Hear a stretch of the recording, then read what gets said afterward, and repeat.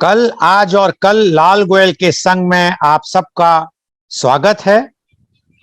आज इस कार्यक्रम में जिस शख्सियत से हम मिलवाना चाहेंगे वो बहुत ही विशिष्ट अतिथि हैं।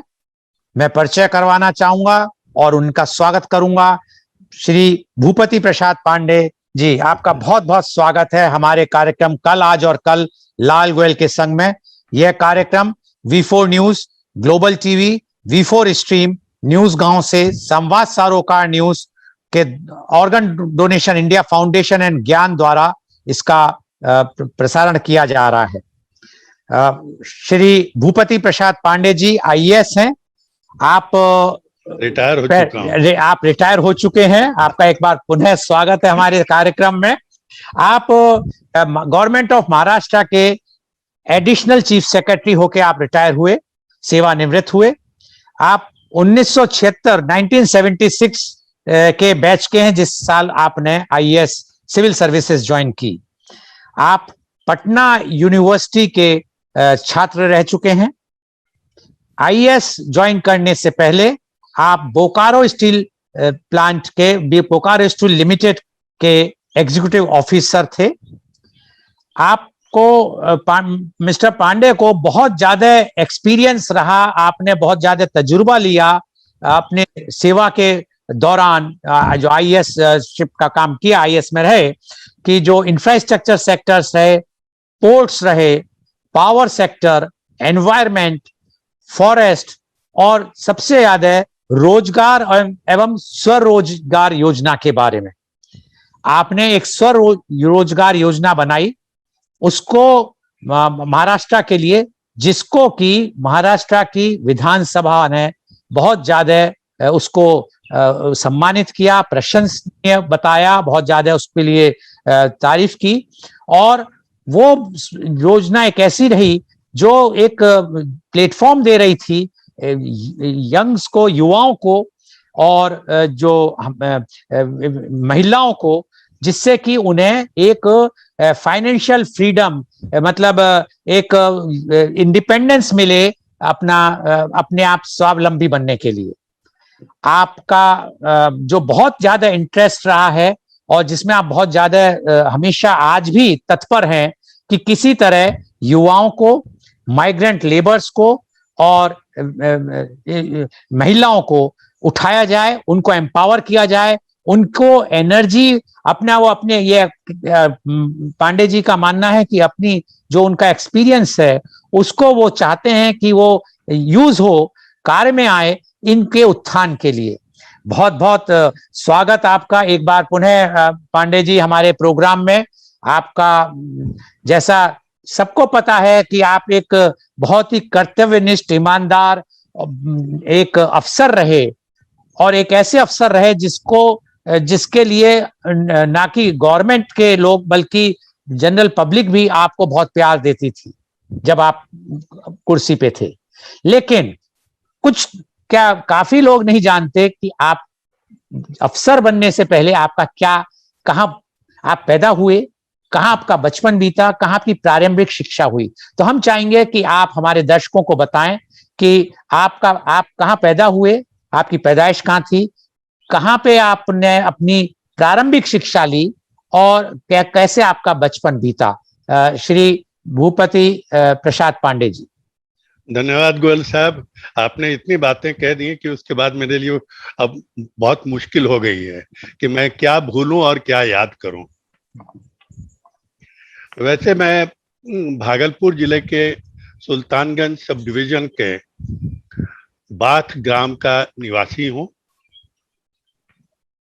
तो मेरा परिवार न्यायविदों का परिवार रहा है। मेरे परदादा श्री जयप्रकाश पांडे 19वीं सदी के उत्तरार्ध में सब जज थे।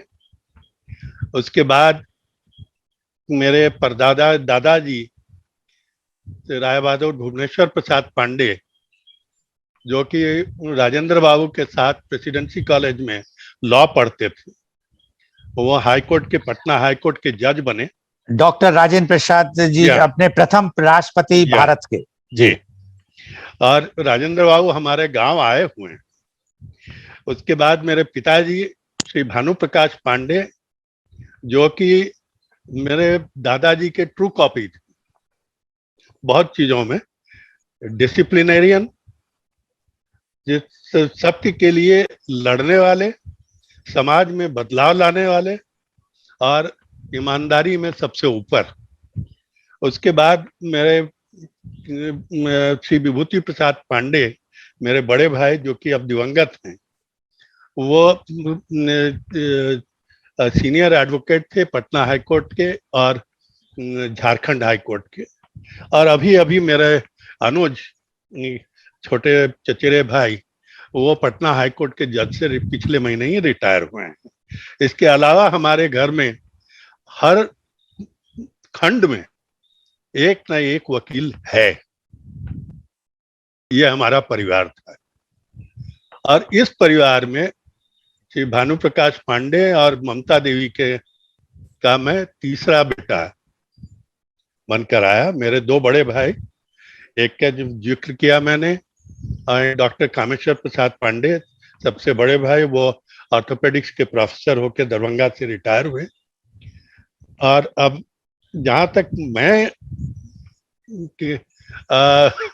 पैदाइश के बाद पिताजी के साथ पढ़ाई तो होती रही, जहां जहां पिताजी की बदलियां हुई वहीं वहीं हम आगे बढ़ते चले गए।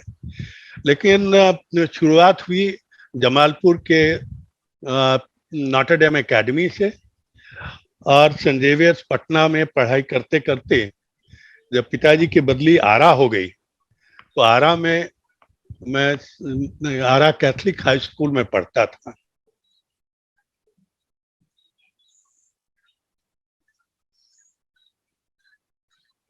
पास करने के बाद पिताजी से मैंने बहुत रिक्वेस्ट की, उनको मनाया, और मैं साइंस से आर्ट्स में आने के लिए उनको मना पाया। उनको एक आश्वासन जरूर मैंने दिया था कि आर्ट्स में मुझे जाने दीजिए, मैं कभी सेकंड डिवीजन नहीं आऊंगा।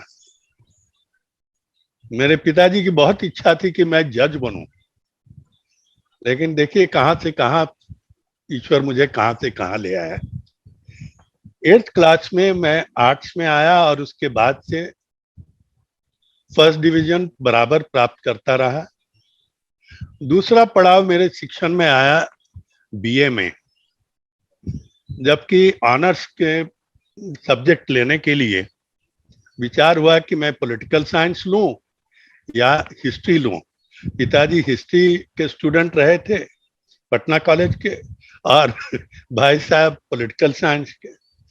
इच्छा, इस बीच में मेरे दोनों बड़े भाइयों ने और पिताजी ने मुझे डिबेटिंग मेरे पब्लिक स्पीकिंग में मुझे लगाया, उसकी स्पोर्ट्समैनशिप मेरी बढ़ाई।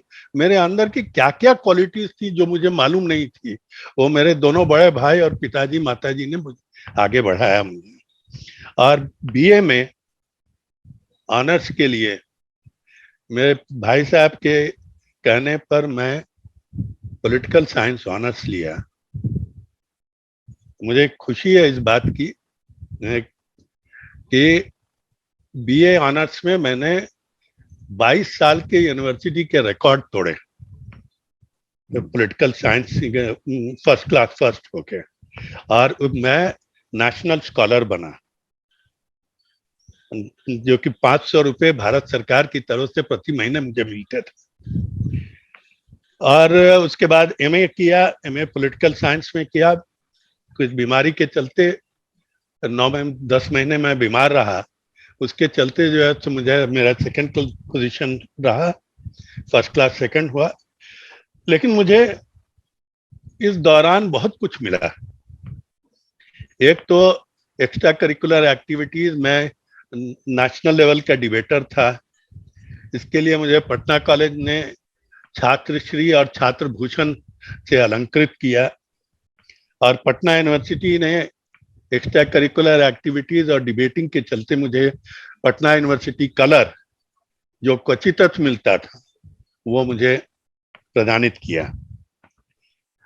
और रिजल्ट के बाद मुझे लेक्चररशिप ऑफर हुई। मैंने कहा लेक्चररशिप मेरे बूते की बात नहीं है, क्योंकि मैं जब स्टूडेंट रहा तो लेक्चरर्स के क्या होते थे वो शुरुआत के दिन थे। आज तो दिन तो बहुत बदले हुए हैं। उनको मैं उसमें नहीं ज्वाइन किया और मैं लॉ मैंने करना शुरू किया। इसी बीच मेरे पिताजी के रिटायरमेंट की तिथि नजदीक आ रही थी। वो 30 सितंबर को रिटायर हो रहे थे और मैं ईश्वर से यही प्रार्थना कर रहा था कि उनके रिटायरमेंट के पहले मुझे कोई काम मिल जाए ताकि मैं उनके पेंशन पर मैं अवलंबित न रहूं।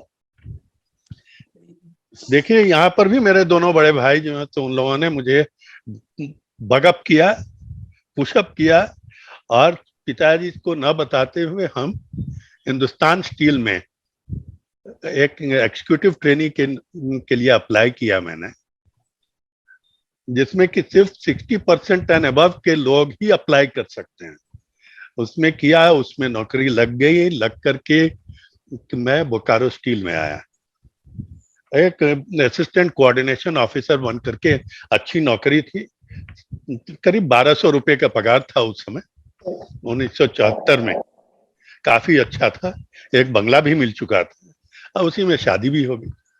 तो आपकी जो शुरुआत हुई कि आपने गांव से शुरू करके और आप इस तरह, क्योंकि पिताजी का ट्रांसफरेबल था तो आप अलग अलग जगह आपकी शिक्षा भी हुई, लेकिन बाद में आपने इतना ऊंचाइयों तक पहुंचे कि टॉप भी किया और डिबेट में आप नंबर 1 रहे। और अब आप बोकारो में आपने सर्विस ज्वाइन कर ली और आपने बताया कि वहां बंगला भी मिला और 1200 रुपए उस जमाने में बहुत होते थे। तो आपका फिर ये सिविल सर्विस की ओर रुझान कैसे हुआ? हाँ, कोई घटना हुई या किसी ने प्रेरणा दी या क्या हुआ? मैं जबकि बचपन से पिताजी से बहुत कुछ सीख रहा था और उन्होंने वो बराबर लोगों की मदद करते थे और कोशिश करते थे कि साहब कानून में अगर कुछ भी मौका मिले तो लोगों की मदद करो। राजेंद्र बाबू से जबकि 1.5 घंटे हमारी चर्चा हुई सदाकत आश्रम में, तो उनकी सिंप्लिसिटी और ह्यूमिलिटी देख करके लगा कि ये हिंदुस्तान का पहला नागरिक और बनियान में बैठ करके बात कर रहा है, मेरे गांव के बारे में, मेरे घर के बारे में, मेरे परिवार के बारे में पूछ रहा है। इतना कुछ सोचने का उसको समय था। लाल बहादुर शास्त्री के एक कहने पर जय जवान जय किसान लोगों ने उस लड़ाई के दौरान में एक शाम का, सोमवार के शाम का खाना बंद किया था। जी हाँ, जी हाँ, याद होगा आपको? हाँ, जी हाँ, हमने भी किया था। ये सबों ने, हम लोग सब करते थे। जी जी जी। और 62 में जबकि चीनी आक्रमण हुआ तो हमारी माँ ने, सबों ने जो जेवर थे सब डाल दिए थे। जी जी। वो चीज देख करके लगता था कि नहीं, हमें कुछ करना चाहिए देश के लिए। खैर मैं हिंदुस्तान स्टील में चला आया तो ये तो जरूर हुआ कि मैं कम से कम पिताजी पर डिपेंडेंट नहीं रहा। मेरे चाचा जी डॉक्टर विभाष प्रसाद पांडे, जो कि जूलॉजी के प्रोफेसर होकर रिटायर हुए, वो भी एक फ्रीडम फाइटर थे, जिसके बारे में बहुत कम लोगों को मालूम है कि, और ये सब चीजें परिवार में इस तरह की चर्चा जो ओपन होती थी, उससे ये होता था कि लोगों के लिए कुछ करना चाहिए। और 74 में 1974 में जब मेरी शादी हुई तो एक बहुत बड़ा बदलाव आ गया मुझे। मेरी पत्नी के साथ तो ये चर्चा होती थी कि टॉप किए, ऐसे किए, वैसे किए, इतना बढ़िया किए। एक दिन उन्होंने मुझे कहा कि जब आप कर ही लिए तो लोग बोलते हैं आईएएस का सबसे ऊपर है, उसमें क्यों नहीं ट्राई करते हैं? तो हमने कहा कि कहाँ, ये सब 74 में शादी हुई है और सितंबर अक्टूबर में परीक्षा है। उनकी जिद पर मैंने फॉर्म भरा, किसी को बताया भी नहीं, लेकिन 1.5 महीने की छुट्टी लेकर के मैं घर आया। मेरी नोट्स बनाती थी मेरी पत्नी और उसको मैं याद करता था। इस तरह करके 1.5 महीने के इसमें मैंने जो तो मैं आपको यहाँ रोकना चाहूंगा कि क्योंकि ये आपने जो बात बताई, आज तक, अभी तक हमने जितने प्रोग्राम किए या जिन्हें हम जानते हैं कि शादी के बाद सिविल सर्विस में जाना अपने आप में बहुत बड़ा एक दुष्कर कार्य होता है, और उसके अलावा अगर पत्नी ने इतना सहयोग दिया और वो खुद भी आपके नोट्स बनाती थी, तो इसका मतलब आपकी पत्नी भी काफी ज्यादा पढ़ी लिखी और समझदार रही जी होंगी। जी जी। मैं इस मामले में तो जरूर कहूंगा कि उन्होंने मुझे उत्तेजित किया इसके लिए कि तो मैं परीक्षा दूं, और 1.5 महीने की परीक्षा पर मैं जैसे आईपीएस के लिए क्वालिफाई हो गया। 75 बैच आईपीएस हो सकता था, लेकिन कुछ कारणों से मैं आईपीएस ज्वाइन नहीं करना चाहता। जी। अब उसका नतीजा ये हुआ कि साहब 75 में बोकारो स्टील के सारे सीनियर ऑफिसर्स, मेरे कलीग्स, परिवार के सारे सीनियर्स, माता पिता, सबको, बड़े भाई लोग, भाभी, सबको लग गए कि क्यों नहीं। तो साहब मैं 3 महीने की फिर लीव विदाउट पे छुट्टी पर घर आकर के फिर परीक्षा दी। इसी दौरान में मेरी बड़ी बेटी का जन्म हुआ और उसके 2 दिन बाद आईएएस का रिजल्ट निकला और मैं क्वालिफाई कर गया। अच्छा। और उसके बाद तो आपने ये, क्योंकि आप तो बिहार से थे, तो महाराष्ट्र आपने कैडर चुना था या ये आपको रोटेशन से मिला? नहीं, मैंने महाराष्ट्र चुना नहीं था, ये मुझे रोटेशन पर ही मिला। लेकिन एक चीज जरूर था कि महाराष्ट्र में मुझे बहुत कुछ मिला, बहुत सीखने को मिला, बहुत समझने को मिला, और हिंदुस्तान को एक नए रूप में देखने को मिला। इसके लिए मैं इस सर्विस को बहुत आभारी हूँ कि हमको इस कदर उसने मदद की। तो जब आप आईएएस हो गए और आपको महाराष्ट्र कैडर मिल गया और आप महाराष्ट्र में आ गए, तो आपने, क्योंकि आप बिहार की पृष्ठभूमि से आए थे और बिहार और महाराष्ट्र में काफी अंतर था, हालांकि और खासकर क्योंकि जो बड़े बड़े शहर हैं महाराष्ट्र के वो तो बिल्कुल ही अंतर है, खासकर महानगर मुंबई। तो आपकी जीवन शैली में क्या अंतर आया, क्या आप पे प्रभाव पड़ा, और किस तरह आपने अपने को, क्योंकि ये बड़ा चैलेंजिंग होता था उस समय, आज भी है कि आज एक छोटे शहर से, और खासकर आप गांव से, आप पृष्ठभूमि से हैं, ये गांव से आप इतने बड़े महानगर में या इतने बड़े स्टेट में पहुंच गए जो कि चकाचौंध और बॉलीवुड का केंद्र माना जाता है। गोयल साहब, ऐसा है कि अगर आप दृढ़ संकल्प लेकर के चले हैं तो आपको इस कदर के लोभ दर्शाने वाली चीजों से आपको दूर रहते हैं। हमारे लिए सबसे बड़ा चैलेंज ये नहीं था कि तो हम बिहार से आए हैं और महाराष्ट्र में काम कर रहे हैं। हमारे सामने सबसे बड़ा चैलेंज ये था कि हम महाराष्ट्र में आए हैं बिहार से, कोई ये ना बोले कि ये कमजोर हैं बिहार में, देखो इनको, देखो ये बिहार के हैं। इसलिए हमें अपने को दिखाना था कि हम किसी भी तरह से किसी महाराष्ट्रियन ऑफिसर या किसी भी ऑफिसर के साथ हम साथ लग सकते हैं। हाँ, ऐसा करते वक्त में मेरे साथ 2 चीजें जरूर थी। माँ बोलती थी कि किसी परिवार का रेपुटेशन या जो है कि पीढ़ियों की सत्कर्मों से बनता है, लेकिन परिवार की जो रेपुटेशन है उसको गिरने में 1 सेकंड भी नहीं लगता है। जी। ये चीज मेरे लिए वेद वाक्य था कि मैं कुछ भी करूं तो ऐसा ना हो जिसमें कि परिवार का नाम नीचे जाए। और इसी कारण मेरे अगर आईएएस के करियर को देखें तो 76 टू 2010 इसमें, जबकि 11 पोस्टिंग मेरी हुई, 10 पोस्टिंग 76 से लेकर के 96 तक 20 साल में, तो उसके 96 टू 2010 14 साल में मेरी 18 पोस्टिंग थी। जी। 18 पोस्टिंग में एक पोस्टिंग सिर्फ 1 हफ्ते की थी। ये मुझे बोलने में कोई हरकत नहीं है, लेकिन हाँ, इन सारे पोस्टिंग्स में मैंने एक चीज जरूर किया कि आगे के लिए सोचना कि क्या करना है, क्योंकि हम किसी टेबल या कुर्सी की बात नहीं कर रहे हैं, हम लोगों के जीवन शैली से बात कर रहे हैं। इसलिए क्या हो सकता है आगे, उसका विचार करना जरूरी था। लेकिन आप ये बताना चाहेंगे कि दर्शकों को कि 1 हफ्ते की पोस्टिंग जो आपने बताई, तो ऐसा क्या कारण था कि 1 हफ्ते बाद ही आपको एक स्थानांतरण का वो मिल गया? सर, मैंने जाकर, मुझे सेक्रेटरी बनाया गया था उप मुख्यमंत्री का। मैंने कहा कि मैं मंत्री महोदय से जाकर के मिल के आया, उनसे रिक्वेस्ट किया कि सर मैं ये काम मुझसे नहीं हो पाएगा, क्योंकि सेक्रेटरी टू डिप्टी सीएम का मतलब है कि आप 24 घंटे उनके पास रहो, ये करो वो करो ऐसे देखो। मैं जरा सीधा चलने वाला आदमी, मुझसे ये नहीं हो सके। उन्होंने कहा कि ठीक है पंडित जी आप, उन्होंने 1 हफ्ते में मुझे छुट्टी दी। अच्छा क्योंकि कोई बात नहीं, मुझे उसके लिए कोई तकलीफ नहीं है। मैं बॉम्बे पोर्ट ट्रस्ट का डिप्टी चेयरमैन और ऑफिशिएटिंग चेयरमैन भी रहा। और मैं कहना चाहूंगा कि क्योंकि मैंने कहा कि आगे का सोचना होता है, आज जो आप देख रहे हैं प्राइवेट पोर्ट्स आ रही हैं, पिपावा पोर्ट जबकि आने की बात हो रही थी और आईडीबीआई से लोन मिल रहा था, उस समय डिप्टी चेयरमैन के रूप में मैं गया था उनके फंडिंग के लिए कि हमारा इंडिपेंडेंट असेसमेंट, एक्सपर्ट असेसमेंट, वहां मैंने उसको सपोर्ट किया।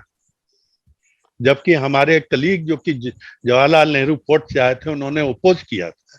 हमने कहा प्राइवेट पोर्ट जब तक नहीं होंगे तब तक जो देश का विकास नहीं हो सकता है। और मुझे खुशी है कि पिपावा पोर्ट बना और आज एक अच्छा काम कर रहा है। दूसरा कि आज आप देख रहे हैं कि प्राइवेटाइजेशन हो रहे हैं हर सरकारी पोर्ट में। ये बॉम्बे पोर्ट ट्रस्ट के एक बर्थ का प्राइवेटाइजेशन हमारे चेयरमैन श्री अफजल पुरकर और मैं मिल करके हम लोगों ने किया।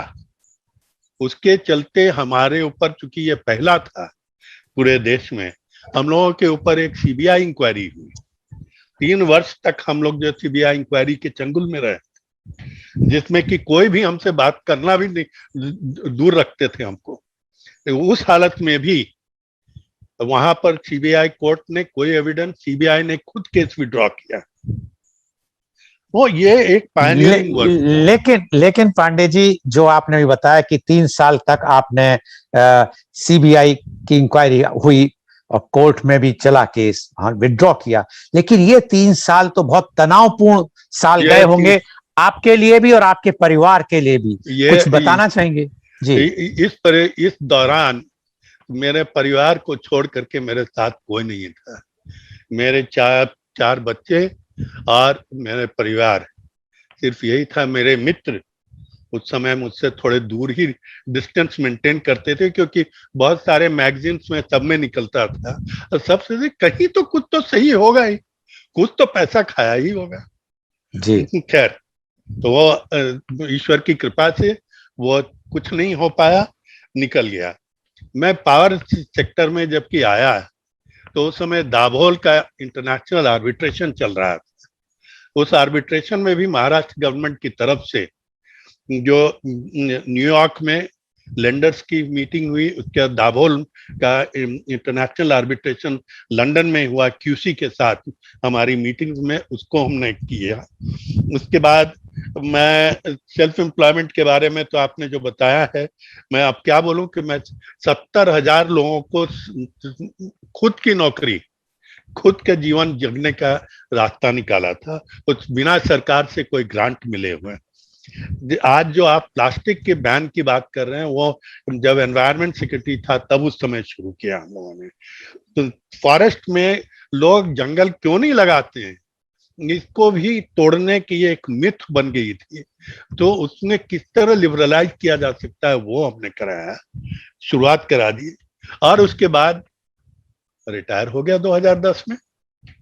लेकिन उसके बावजूद मैं करीब करीब 6 साल एडवाइजर बना रहा 2-3 कॉर्पोरेट्स के, जिसमें जवाहरलाल नेहरू पोर्ट भी है, करीब 2.5 साल उनके साथ भी रहा मैं। लेकिन उसके बाद रिटायरमेंट के बाद धीरे धीरे अपने को परिवार के साथ ज्यादा जोड़ता रहा है, क्योंकि जब तक नौकरी में था तब तक मेरी पत्नी जवाबदारी ली हुई थी। अब उसके बाद उनकी जवाबदारी में हाथ बांटने की कोशिश मैंने की और अब बहुत आराम से अपने ग्रैंड चिल्ड्रन के साथ, बच्चों के साथ समय बिताता हूँ। कभी कभी कोई जो किसी ने कुछ मदद मांगी तो मदद करता हूँ। कभी ये कोविड के टाइम में किसी को बेड चाहिए, किसी को ऑक्सीजन चाहिए, किसी को ये चाहिए, वो हमारे जितने लोग की जरूरत हो उसको मदद करने की कोशिश करता हूँ। ये तो पांडे जी, जैसे अब आपने बताया कि आपने फॉरेस्ट में इतना काम किया, एनवायरमेंट में इतना काम किया, पोर्ट में किया, लेकिन जो आज की परिस्थितियां हैं, जो आज हम देख रहे हैं, जो आज का टाइम आ गया है, कोविड तो ठीक है, कोविड ने तो एक सभी पूरे वर्ल्ड विश्व को ही लपेटे में लिया है। क्या आपको नहीं लगता कि जो प्रयास हैं वो बहुत युद्ध स्तर पे होने चाहिए? क्योंकि अभी हमने एक वाटर हार्वेस्टिंग का प्रोग्राम किया था और उसमें ये साफ लग रहा था कि अगर हमने पानी के लिए नहीं कुछ सोचा तो ये तो एक बहुत बड़ी समस्या आने वाली है। आज हमारी जनरेशन में एक बार नहीं आएगी, लेकिन जो आगे की 2 या 3 पीढ़ी आने वाली है, 25-30 साल बाद, उन्हें तो बहुत प्रॉब्लम होने वाली है। इस बारे में आप क्या कहना चाहेंगे? मैं ये समझता हूं कि आप किसी भी समस्या का समाधान खोजने की कोशिश करें, लॉन्ग टर्म, शॉर्ट टर्म नहीं कि अभी कर दिया और कल का हो गया। तो आप याद करें, गांव में पहले तालाब ही तालाब हुआ करते थे, 4-4, 5-5, 10-10 तालाब हुआ करते थे। आज तालाब नहीं है। पानी, अंडरग्राउंड पानी 120-160 फीट नीचे से पानी आप ला रहे हैं, कितने दिनों तक? मैं आपको बताऊं पांडे जी कि 250 से 300, 350 फुट भी चला गया कहीं। तो ये कब तक? और आपकी लोक संख्या बढ़ रही है जी, और खर्च करते चलेंगे आप, क्योंकि उसमें किसी का कुछ फायदा होगा। उससे बढ़िया तो ये है कि हम लॉन्ग टर्म सॉल्यूशन खोजें, हम फिर उसको जगाना शुरू करें। वाटर हार्वेस्टिंग, तालाब, इसको जितना हम बढ़ा सकें इसको उतना बढ़िया है। पांडे जी, मैं अब आपसे एक बात पूछना चाहूंगा कि आज आपने क्योंकि अपना पूरा लाइफ जीवन यात्रा जो की है, अगर आज आप पुनः 25-26 साल के आज हों तो क्या आप फिर सिविल सर्विस में ही जाना चाहेंगे? जी हाँ। मेरा एक निर्णय अगर 11 करोड़ लोगों के चेहरे पर अगर कुछ मुस्कान ला सके तो ये देने वाला एक आईएएस ही है, दूसरा कोई नहीं दे सकता है। क्योंकि इसमें जो आपको करने का मौका मिलता है, लोगों को समाधान, प्रश्नों का समाधान निकालना, वो और किसी भी सर्विस में ये चीज नहीं है। मैं तो बल्कि ये समझता हूं कि हिंदुस्तान एक समस्या प्रधान देश भी है और समस्याओं का समाधान भी खोज रहा है। और आने वाली पीढ़ी को भी मैं यही कहूंगा, आप जिस भी क्षेत्र में जाना चाहें जाएं जरूर, लेकिन 2-3 चीजें याद रखें। एक तो ये कि आपका सर ऊंचा रहे, पैर धरती पर रहे और आंखें कभी नीची ना हो, ये चीज जरूर रखें ध्यान। एक रेपुटेशन बनाएं जिस भी फील्ड में आप रहें। हिंदुस्तान में बहुत करने के लिए है, हम लोगों ने बहुत छोटा काम किया है, आने वाली पीढ़ी को तो और तेजी से बहुत काम करना है। अगर वो कर सकें तो बहुत बड़ी चीज है। मैं तो यही कहता हूं कि जो कुछ मैंने अचीव किया या जो नहीं कर पाया, 2 ही चीजें मेरे साथ हैं। एक तो ये कि जितने लोगों को मदद कर सका जरूर किया, उसमें कानून के लूप होल्स निकाल के उनको मदद की। और जबकि किसी विशिष्ट समाज के लिए, लोगों के लिए करना हो, वहां कानून का आधार पकड़ के नहीं कानून तोड़ा। और आज मैं ये कह सकता हूं समाधान के साथ कि अपनी नजरों में मेरी नजर नीचे नहीं गई, ऊपर ही है। और ये बहुत बड़ी चीज है। बहुत बड़ी चीज बताई आपने पांडे जी की अपनी क्योंकि जो इंसान अपनी नजर में गिर जाता है, भले वो दूसरों की नजर में कितना भी ऊंचा हो, वो फिर वो इंसान नहीं रहता। आज बहुत बढ़िया लगा आज आपकी बातें सुन के कि किस तरह एक युवा एक जो छोटे से गांव से शुरू हुआ और किस तरह अपनी पत्नी के सपोर्ट देने में, उनको उत्साहवर्धन करने में आईएएस जैसी परीक्षा को पार करके, और एक महाराष्ट्र जैसा प्रदेश, हालांकि महाराष्ट्र उस जमाने में आईएएस के लिए बहुत अच्छा माना जाता था, आज भी है, तो उसमें जाके अपना सिक्का जमाना और इतनी परेशानियों को भी झेलना कि लोगों ने आपको डाउन करने में भी कसर नहीं छोड़ी, लेकिन आप तब भी अपने परिवार के संग खड़े अगर रहे। जीवन में उतार चढ़ाव न आए तो जीवन जीवन नहीं जीवन नहीं। रहता। बहुत बहुत बहुत बहुत धन्यवाद मैं कहूंगा आपको पांडे जी, कि आज आपने हमारे दर्शकों को वो बातें बताई हैं, और खासकर युवा पीढ़ी के लिए मैं सोचता हूं कि आप एक बहुत बड़े एक रोल मॉडल रहेंगे, क्योंकि लोग बाग आज हमारी युवा पीढ़ी जो थोड़ा सा दिशाहीन हो रही है, वो चाहती है इस तरह के लोगों को देखना, समझना कि वो किस तरह कहां से कहां पहुंचे। बहुत बहुत धन्यवाद भूपति प्रसाद पांडे जी आपका, कि आज आप हमारे कार्यक्रम कल आज और कल लाल गोयल के संग में जुड़े और आपने अपने संस्मरण हमें बताए। आज ये कार्यक्रम कल आज और कल लाल गोयल के संग V4 news, global TV, V4 stream, news गांव से और संवाद सरोकार न्यूज के अलावा फेसबुक और यूट्यूब पे सीधा प्रसारित किया गया। Our endeavor is to bring to you every day new topic, and tomorrow in the morning media conference with Lal Goyal at 10:30 a.m. The topic is black fungus. Yes, you have heard correctly, the black fungus. And our panelists are Dr. C. John Panicker, Senior ENT Consultant, Managing Director, Samatha Vana Hospitals Private Limited, Trivandrum; Professor Dr. Arvind R., Head of the Department, Infectious Disease, Government Medical College, Thiruvananthapuram; and Dr. Sarika Verma, Senior ENT Consultant, Gurugram. So please tune in tomorrow for media conference with Lal Goyal at 10:30 a.m. बहुत बहुत धन्यवाद एक बार पुनः भूपति प्रसाद पांडे जी, आप हमारे संग जुड़े और हमारे दर्शकों को आपने इतनी अच्छी बातें बताई। और दर्शकों, आपका भी बहुत बहुत धन्यवाद कि आज आप हमारे संग इस कार्यक्रम में जुड़े। बहुत बहुत अगर किसी एक को भी मैंने प्रेरित किया हो कुछ देश के लिए करने के लिए, तो मैं समझूंगा कि मेरा ये आपको बताना बहुत काम। नहीं बहुत बहुत ज्यादा आपने प्रेरित किया। बहुत बहुत धन्यवाद।